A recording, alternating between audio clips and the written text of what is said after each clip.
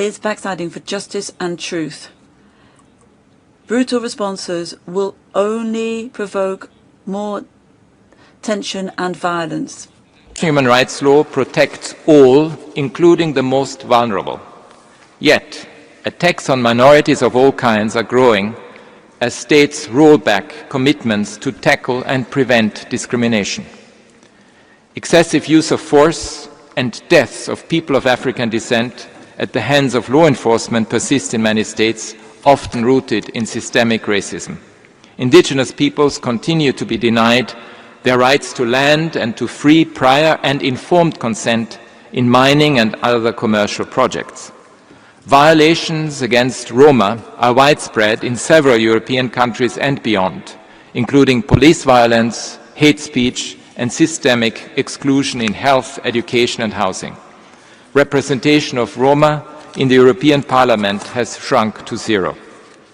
In China, the progress we have sought for the protection of the rights of Uyghurs and other Muslim minorities in Xinjiang, as well as Tibetans in their regions, has yet to materialize. This is a priority for my office's engagement. Restrictions of the rights of LGBTQ+ people are growing in West Africa, where some countries have adopted or are considering laws that criminalize consensual same-sex relations. In the United Kingdom, people with disabilities will be disproportionately affected by planned cuts to health benefits. In Argentina, austerity measures are having the greatest impact on people with disabilities and older people. Several countries around the world are cutting crucial programs that protect women's rights, including support for survivors of violence and access to sexual and reproductive health care. Maternal mortality is a leading killer of the most marginalized women and girls. This is a tragedy because it is largely preventable. Afghanistan, where women's access to health care, among many other human rights, is severely restricted, has one of the highest maternal mortality rates in the world. 4 years after the return of the Taliban, the erasure of women and girls from public life is almost complete. Policies and practices that violate the rights of migrants and refugees are becoming normalized in some countries. Pakistan and Iran have forcibly returned millions of Afghans to their country, and India has also deported groups of Rohingya Muslims by land and sea. I'm also concerned about recent measures taken by Germany, Greece, Hungary and other European countries to limit the right to seek asylum.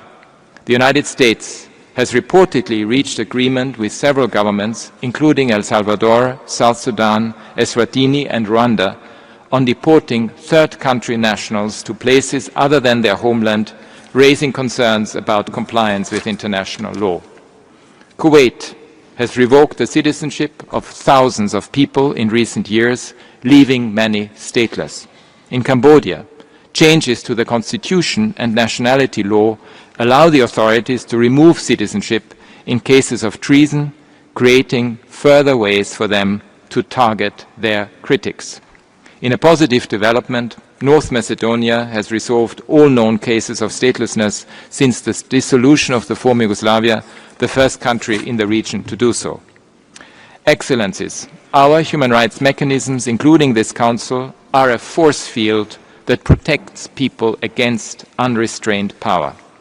They warn us of potential harm to come, and we need to heed those warnings.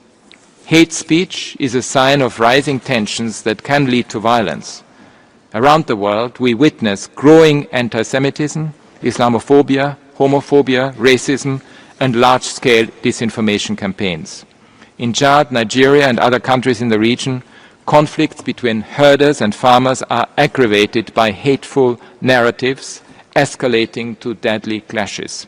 From South Sudan to Syria, hate speech compounds tensions and widens divisions. The lies and nihilism that fragment societies online translate into real attacks on real people. In Cambodia and Thailand, for example, social media vitriol has been a factor in today's tensions.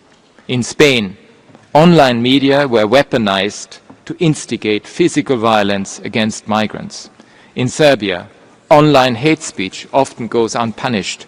Civic space is rapidly shrinking, with dissent stigmatized, protesters and independent journalists targeted, and the use of excessive force by the police. I reiterate my call for restraint, dialogue and accountability. In Bosnia and Herzegovina, deliberately divisive narratives and historical revisionism continue to undermine peace and reconciliation. In the context of decades of dehumanization of the other, I welcome the recent initialing of a peace agreement between Armenia and Azerbaijan. This is an important step towards upholding and advancing human rights, reconciliation, healing and lasting peace. We are ready to support both countries in this process. Freedom of expression is fundamental, but it does not protect those who use speech to spur violence and hatred. A growing number of leaders are now instrumentalizing freedom of expression to cover their own speech while silencing those who disagree. This must be called out each and every time.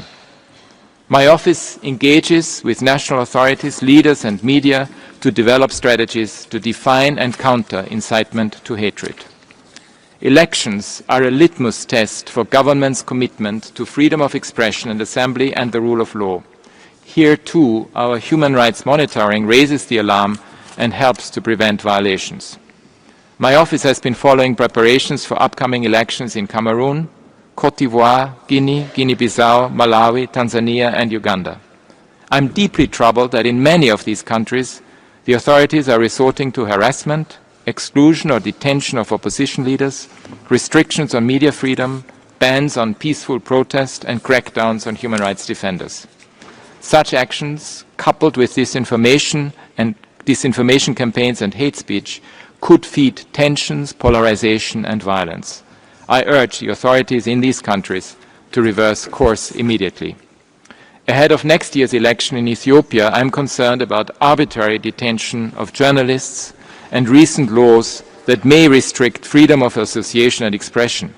Against a backdrop of conflict in several regions, the Ethiopian authorities need to ensure conditions for fair, free and inclusive elections. I welcome the agreement for my office to establish a new presence in Bangladesh to support the transition process there. Excellencies, peace and security depend on full respect for human rights everywhere. When the Security Council, the General Assembly, this Council or other intergovernmental institutions discuss the human rights situation in a particular country, it is because this concerns us all in every country. The United Nations Charter gave birth to a new geopolitical era by enshrining the sovereign equality of states. National sovereignty is the foundation of multilateral institutions and international law. When states sign international agreements, they are exercising their national sovereignty, not limiting it. And with that sovereignty comes responsibility. Sovereignty does not mean ownership of people. All governments have a duty to treat all their people, including their political opponents, fairly, to protect them from harm and to respect their fundamental human rights. When they abandon that responsibility, it affects us all. Multilateral conventions and agreements have won incredible support over the past 8 decades and continue to do so today. As sovereign states sign up to them, they guarantee greater freedom and protection for their people. Bhutan, Cameroon, Eritrea and Lebanon recently ratified the Convention on the Rights of Persons with Disabilities. Dominica ratified the Convention Against Torture and Bangladesh ratified its optional protocol. Malaysia and Vietnam have abolished the use of the death penalty for certain crimes, and I am pleased to report that some member states are increasing their engagement with special rapporteurs and treaty bodies. Cuba, the Democratic Republic of Congo, Dominica, Guatemala, Iceland, Rwanda, Saudi Arabia, Senegal, Singapore, Suriname and Zambia recently accepted visits by special procedures mandate holders after more than 5 years. Libya recently accepted the jurisdiction of the International Criminal Court for alleged crimes committed between 2011 and 2027. These are not empty gestures. They are tangible acts of leadership and responsibility. They confirm that the international system benefits states and their people in concrete and specific ways. When sovereign states fail to uphold perpetrators of the gravest crimes to account, it is important that others are able to step in through the principle of universal jurisdiction exercised in accordance with international law. For example, in Germany, a Syrian colonel of the former regime was sentenced to life imprisonment for crimes against humanity that took place in Syria, and a court in the Netherlands convicted a corporate executive for complicity in war crimes in Guinea and Liberia. And a federal court in the United States convicted a Gambian national on charges of torture. Within sovereign states, stakeholders beyond the government can also step up for human rights. I'm very encouraged by the growing number of cities and regions that are integrating human rights into urban governance. Cities have long been cradles of diversity and freedom, values that test authoritarian rule. Our recent guidelines set out exactly what cities and regions can do to protect their people and their rights. National human rights institutions are another important defense against discrimination, abuse, and the erosion of the rule of law. For example, the NHRI in South Africa is taking legal action to address hate speech. The NHRI in the Philippines has highlighted the impact of fossil fuels on the human rights of marginalized groups. Support for the independence and effectiveness of these national institutions is crucial. Civil society and social movements often drive transformational change, from anti-racism and feminism to climate activism. They are natural partners of my office, and we intend to work more closely together in the future. Philanthropists are key partners to help achieve positive change on the ground. I encourage them to collaborate and amplify their influence. The human rights and humanitarian communities find common ground in protecting civilians from the impact of conflict and crisis, and we must do more to strengthen this essential partnership. Señor Presidente, la educación en materia de derechos humanos es una de las herramientas e inversiones más importantes que tenemos para promover la libertad, evitar la discriminación y fomentar la cohesión. Me congratulo por el compromiso.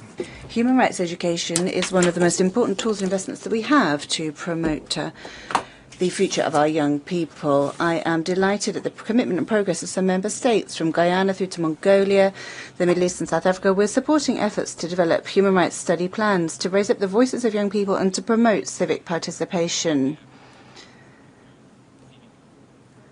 But we must do much more. Each and every boy and girl, whether in the future they work in agriculture, the digital sphere, medicine, or in trade, must know that human rights are our right from birth and that they affect and concern us one and all. I call on all member states to take measures and next year to share at the 63rd session of the Council their strategy to ensure that the population are learning about human rights throughout their whole lives. Mr. President, as my update shows, there are coordinated efforts to undermine human rights and the rule of law around the world. When states cut ties with the system or try to weaken it, when they isolate themselves, everybody loses. In response, we need a cross-regional movement to defend the international system. That is the only viable path to reach collective solutions to the existential threats we face today. Therefore, I hope to work with you on a new initiative through an alliance of member states, philanthropists, civil society and others to strengthen the human rights ecosystem and join the dots between abuses and violations and crisis prevention. This will contribute to achieving the goal of the Secretary-General's UN 80 initiative to improve coordination and to deliver better for the people we serve. We are working to convene this alliance on several fronts. First, we will enhance our engagement with all governments, even in the face of fierce disagreement, encouraging frank exchanges and keeping dialogue open.